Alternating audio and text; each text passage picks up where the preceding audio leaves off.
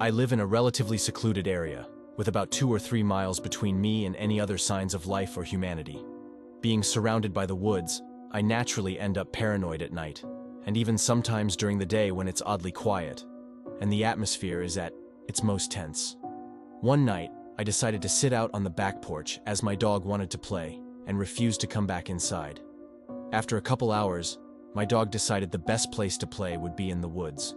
Being as tired as I was by this point, it being 1 a.m. and all, I didn't notice that my dog had gone into the woods for a good 10 or 15 minutes, as I could still hear her from my chair.